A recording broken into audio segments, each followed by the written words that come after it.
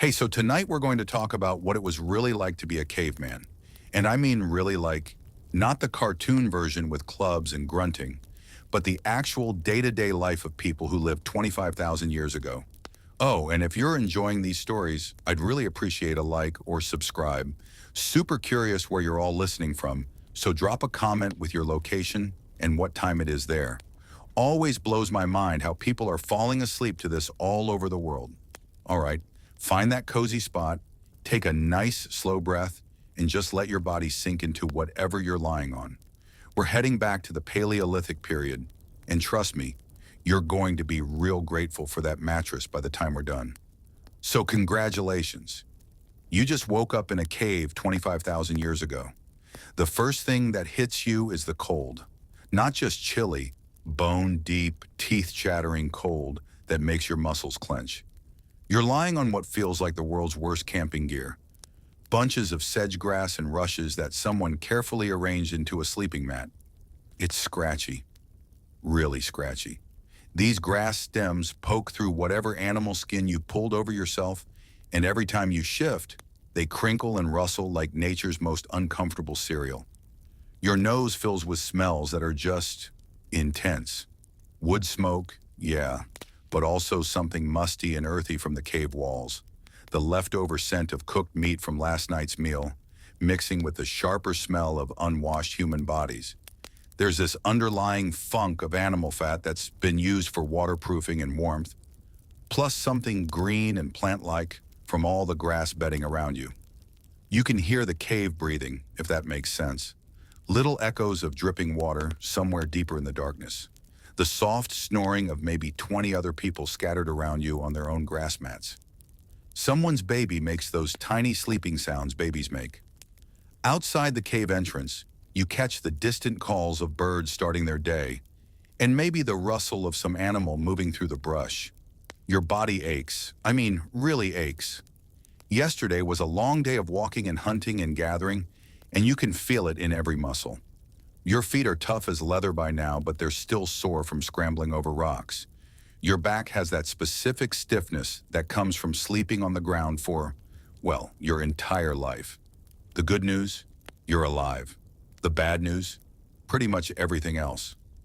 Actually, let me back up and paint this picture properly. You're not some primitive grunt shuffling around in animal skins. You know the names and uses of hundreds of plants. You can track animals by the tiniest signs. A bent blade of grass, a scuff mark on a rock. You can make fire from scratch, napstone tools that are sharper than modern steel, and read the weather by watching how birds fly. But here's the thing.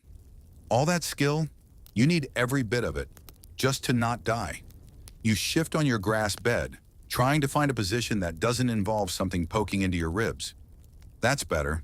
The animal skin over you, probably deer or elk, is actually pretty warm once you get settled. These hides have been carefully prepared, scraped, and worked until they're soft and flexible. Well, softish. Everything is relative when you're living in the Stone Age. As your eyes adjust to the dim light filtering in from the cave mouth, you start to make out the shapes around you. Your family group is scattered across this main chamber. Your mate and children close by, your parents and siblings and cousins arranged in family clusters around the central fire pit. 23 people total, which is pretty typical for a band like this. The fire, oh man, the fire. It's the most important thing in your entire world. And right now it's just a pile of glowing embers and ash. Someone, probably whoever had last watch, has kept it alive through the night, feeding it slowly with carefully selected pieces of wood. The embers pulse red and orange in the cave's darkness, throwing shifting shadows on the stone walls. Getting that fire going each morning isn't like flicking a light switch. Starting a fire from nothing is genuinely hard work, even when you know what you're doing. So your people never let it die completely. There's always someone responsible for keeping those embers alive, adding just enough fuel to maintain the heat without wasting precious wood. You can smell the specific scent of the wood they've been burning, oak and ash mostly, with some birch mixed in. Different woods burn differently, and your people know exactly which ones to use for cooking versus heat versus light. Oak burns long and steady. Birch catches easily and gives off that sweet smell. Pine is good for starting fires, but smoky for cooking. Time to get up. But cold still seeps through. Walking toward the fire pit, you pass other members of your band who are also stirring to life. Carla, the best tracker in your group, is already sitting up and checking the stone tools she keeps beside her sleeping area. Brune, who's probably the closest thing you have to a leader, is examining the embers and deciding what kind of wood to add. The fire pit is carefully constructed in a depression in the cave floor, lined with stones to contain the heat and reflect it back up. Around it, the ground is worn smooth from generations of people sitting and working in this exact spot. You can see the stains from countless meals, the char marks from dropped embers, the smooth patches where stone tools have been knapped for thousands and thousands of hours. Brune nods at you as you approach. He's already selected some thin, dry kindling, birch bark and fine twigs that will catch easily from the embers. You help him arrange the wood in a careful structure, building up from the smallest pieces to create the right airflow for the flames to take hold. Working together, you blow gently on the embers, coaxing them back to life. The red glow brightens, and tiny flames begin to lick at the birch bark. The smell of smoke gets stronger, mixing with that distinctive scent of hot stone and ash. More flames catch, and suddenly you have real fire again. Dancing, crackling. Wonderful fire that pushes back the darkness and starts to warm your hands. Fire is life. Fire is protection. Fire is the difference between human and animal. Around the growing flames, more people gather. Children who were still sleepy moments ago become alert and focused. Fire means warmth, but it also means food, and everyone's stomach is reminding them that they haven't eaten since yesterday evening.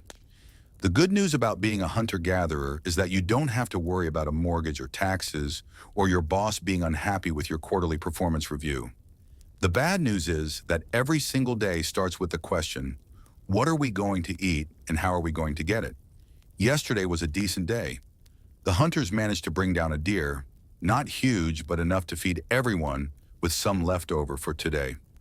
The gatherers came back with their carrying bags full of nuts, roots, and berries. But that was yesterday. Today you're starting from scratch. You settle into the familiar rhythm of morning preparation. Someone fetches water from the stream that runs past your cave. Clear, cold water carried in containers made from animal bladders and carved wood. Someone else starts preparing some of yesterday's leftover meat for a quick morning meal.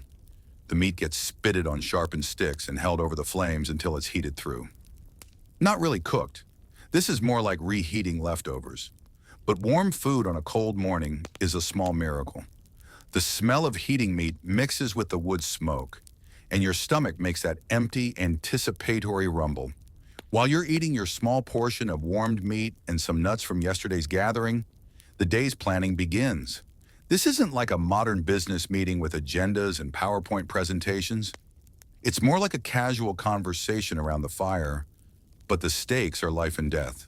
The hunting party, maybe 6 or 7 people, will head east today, following the deer trail that was spotted yesterday.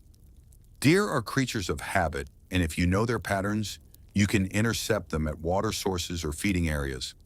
But hunting big game with stone-tipped spears and wooden clubs is dangerous, difficult work. Most hunting expeditions come back empty-handed. The gathering party will spread out through the forest looking for anything edible. Nuts, berries, roots, tubers, mushrooms, bird eggs, insects, medicinal plants. Gathering is actually more reliable than hunting. You almost always find something, but it requires incredible. Multitasking was invented about 2.5 million years ago. You shift position, getting more comfortable as the cave slowly warms. Nice and easy. The familiar sounds and smells and textures of this morning routine are oddly soothing.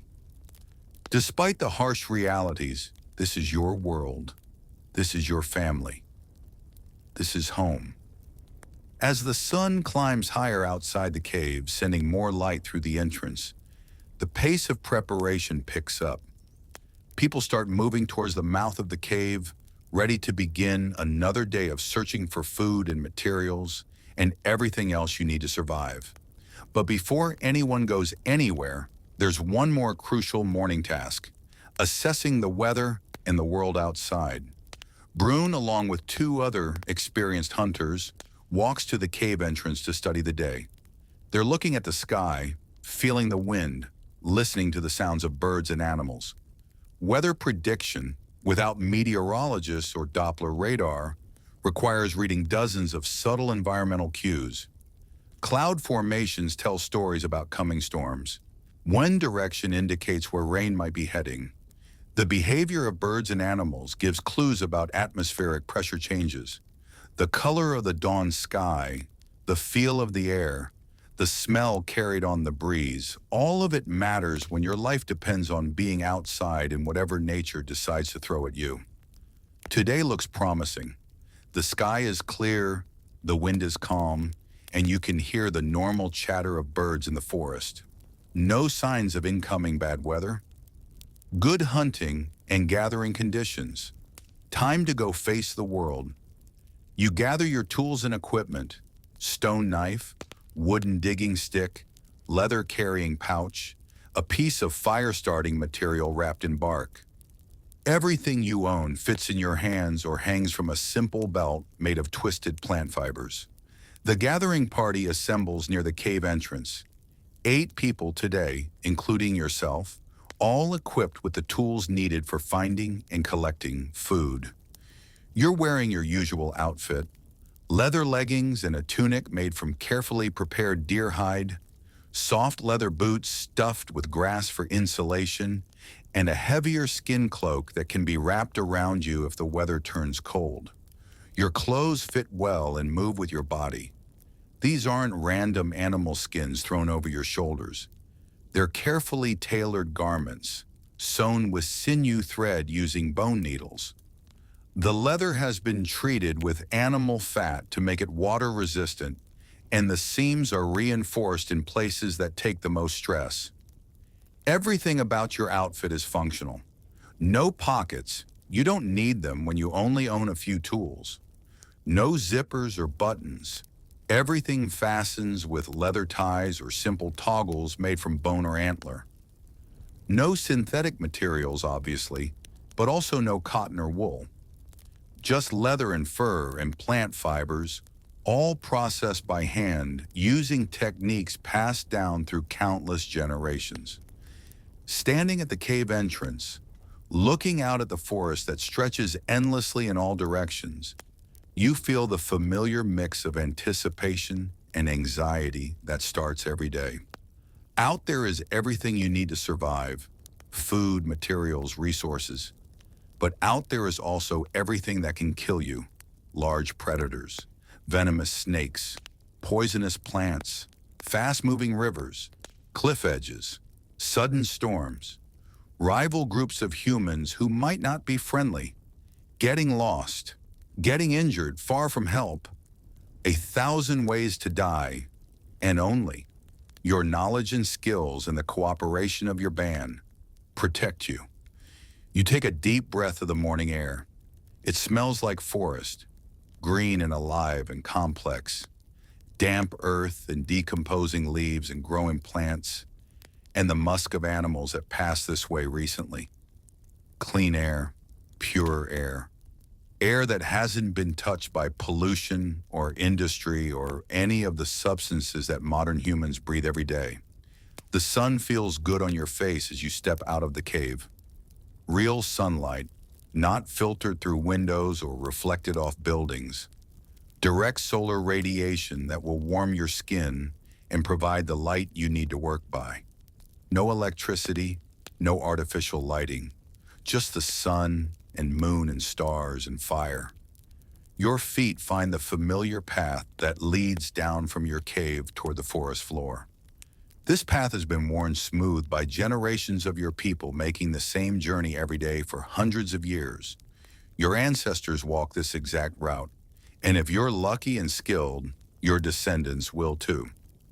You shift your carrying pouch to a more comfortable position and adjust your grip on your digging stick. The morning is young, and there's a full day of work ahead. Time to go find what the forest has to offer today. Behind you, the hunters are making their final preparations, checking spear points, discussing strategy, sharing the precious few arrows tipped with the sharpest stone points your group can make. Ahead of you, the gathering party moves through the forest with practiced silence, eyes and ears alert for anything useful. This is it. This is your life. This is what it really means to be human. Your muscles relax as you settle into the familiar rhythm of walking through your territory.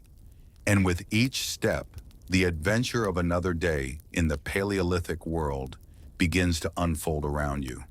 The forest closes around you like a living thing. Every step takes you deeper into a world that's both beautiful and terrifying, where every shadow could hide food or danger, and sometimes both at the same time. You're moving through what will someday be called an old-growth forest, but right now, it's just the world.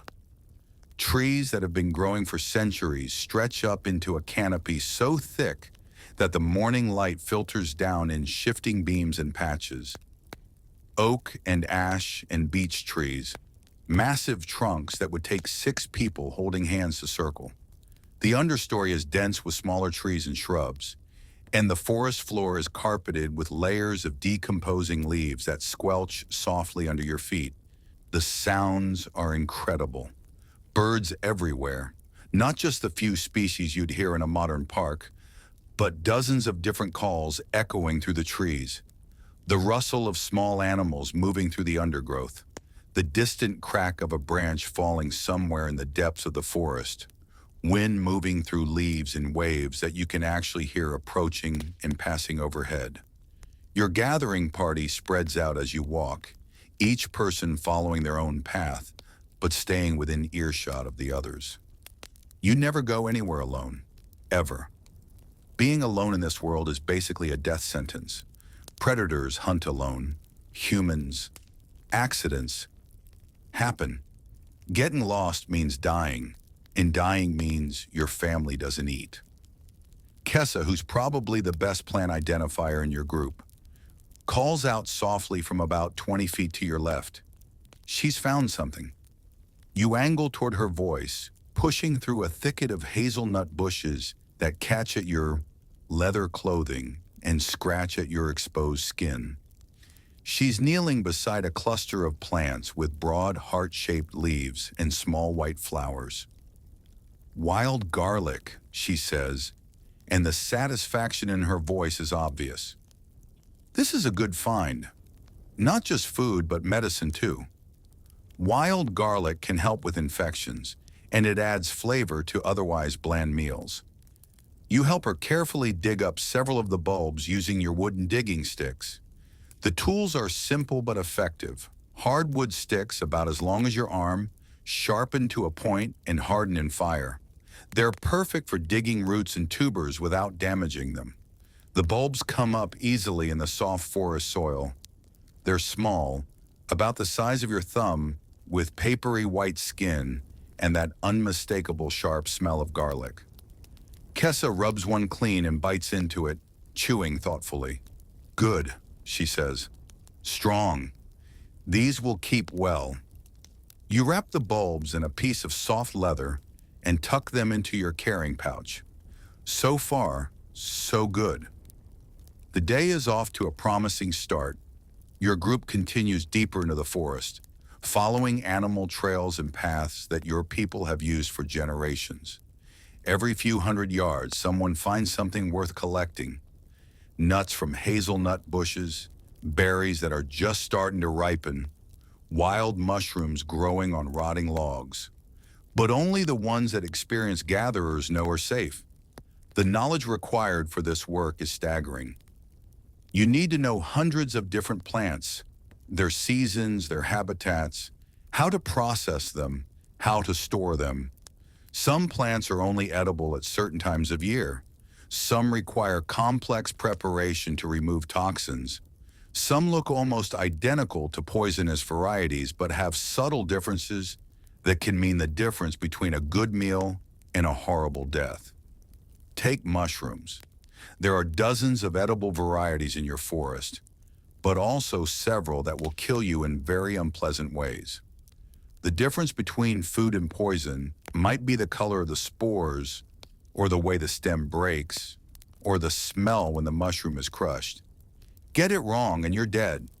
Get it right and you have a delicious, nutritious meal. Your people have been learning these distinctions for thousands of years, passing the knowledge down through careful teaching and observation. No one forages alone until they've spent years learning from experts. Even now, experienced as you are, you still check with others when you find something unusual. The sun climbs higher as your group works its way through the forest, and you can feel the day starting to warm up. The morning chill is lifting, and walking at a steady pace is starting to make you pleasantly warm under your leather clothing. You adjust your carrying pouch and keep moving. About an hour into the expedition, Toma calls out from near a stream bank.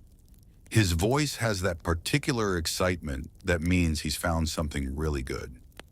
You push through the undergrowth toward the sound, and what you see makes you smile. Wild honey. High up in an old oak tree, maybe 20 feet off the ground, there's a dark opening in the trunk where a colony of wild bees has made their home. You can see them coming and going, and that sweet smell of honey is faint but unmistakable on the breeze.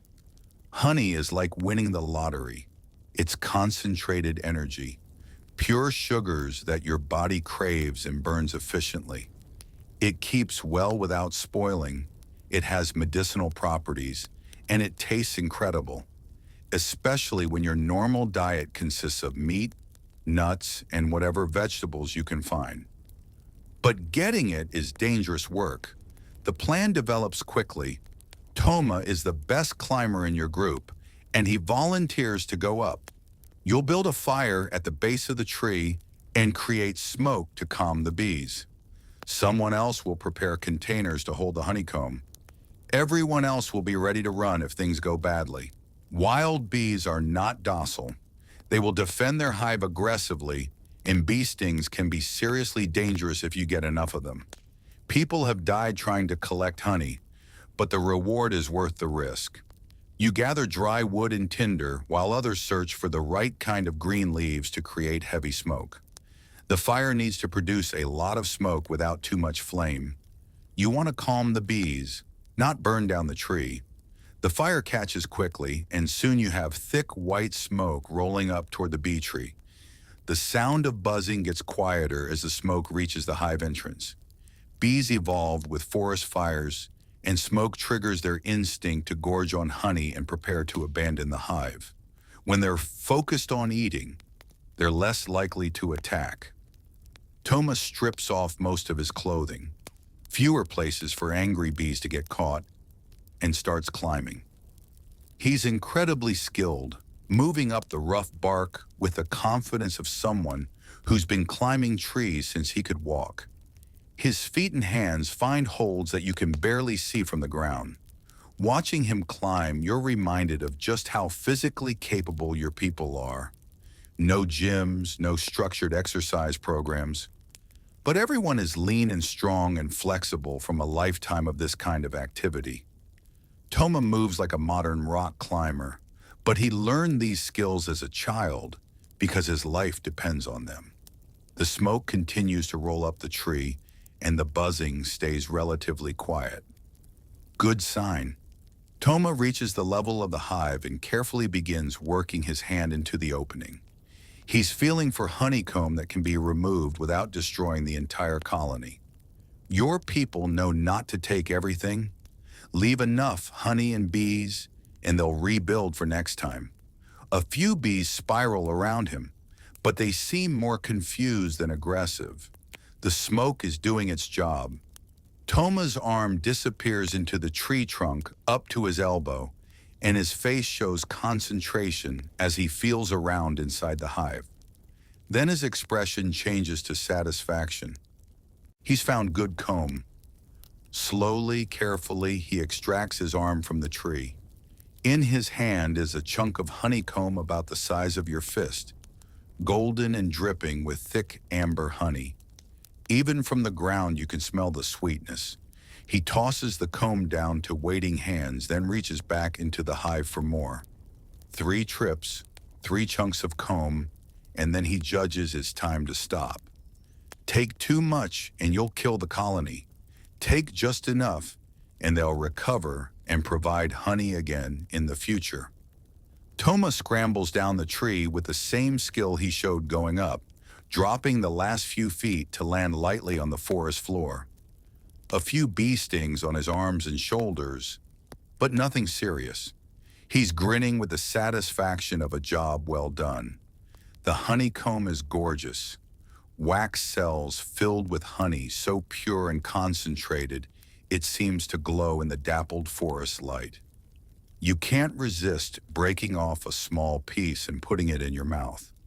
The sweetness explodes across your tongue like nothing in the modern world. This isn't processed sugar or corn syrup. This is pure honey made by bees from the nectar of wildflowers. It's complex and floral and intensely sweet, and your body responds immediately with that rush of energy that comes from natural sugars hitting your bloodstream. You close your eyes for a moment, savoring the taste. Honey like this was the sweetest thing available to humans for tens of thousands of years. No chocolate, no candy, no desserts, just this. And it's perfect. The honeycomb gets carefully wrapped and packed away in leather containers. This is a treasure that will be shared with the entire band. Back at the cave, children will get small pieces as treats. Adults will use it to make other foods more palatable. Some will be saved for winter, when every calorie counts. Your gathering party continues.